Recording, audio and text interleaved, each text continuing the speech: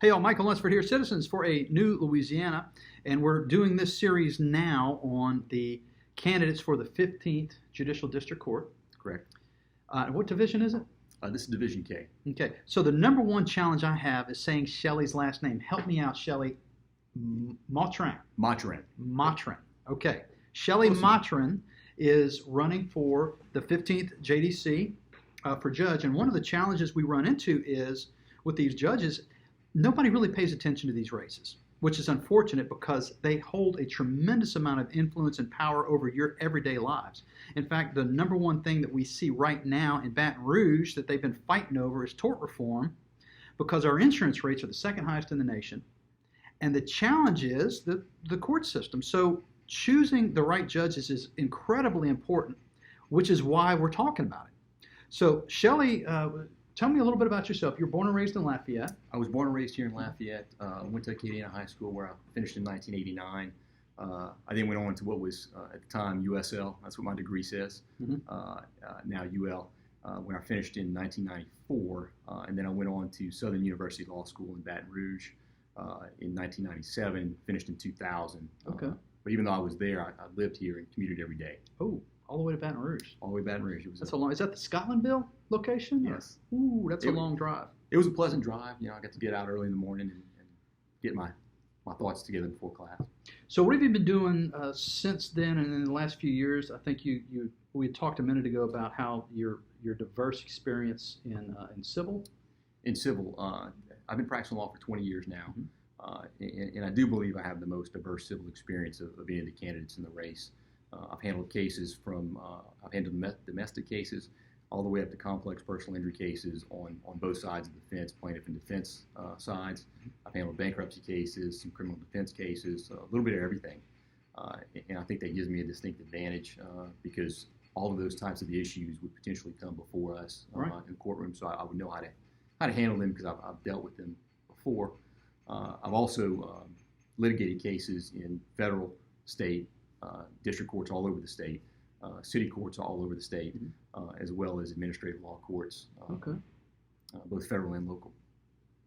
All right. Well, so you've run before, or you've never run before? Never run before.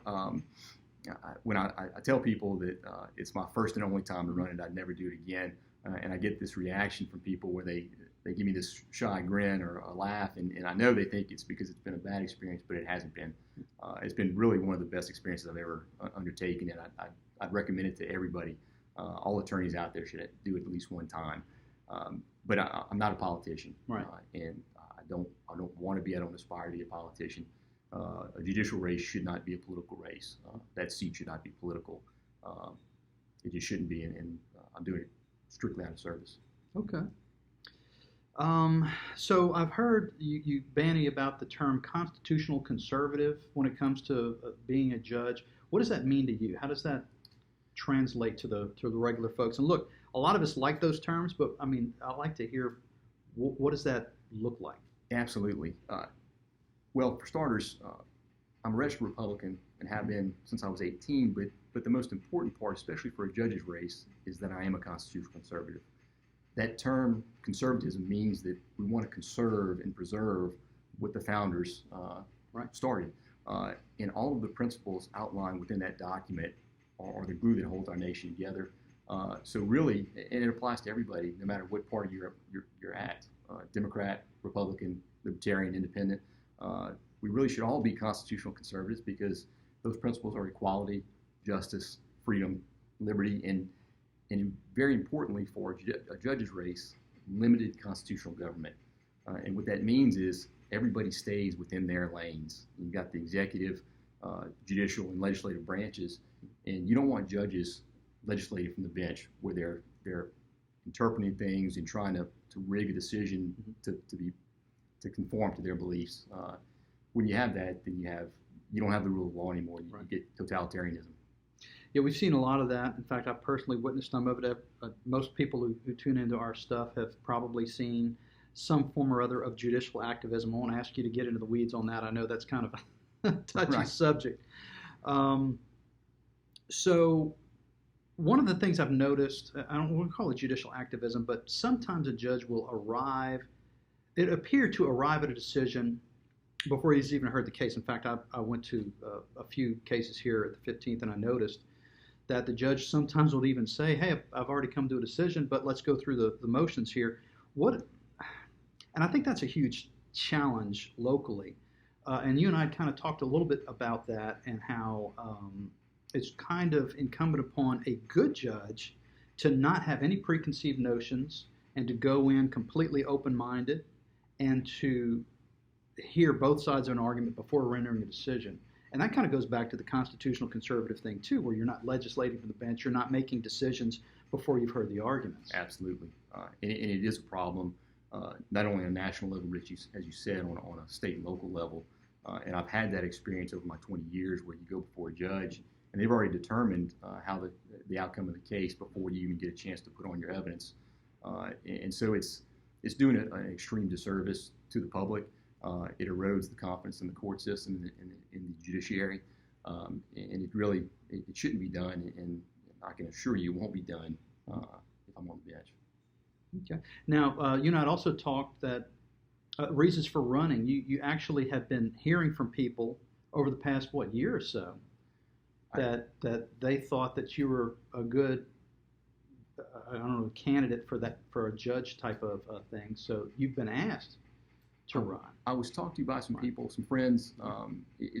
You and I were talking earlier, and this is going to sound awkward, I guess, but I have zero political ambition. I don't want to run for any other type of office.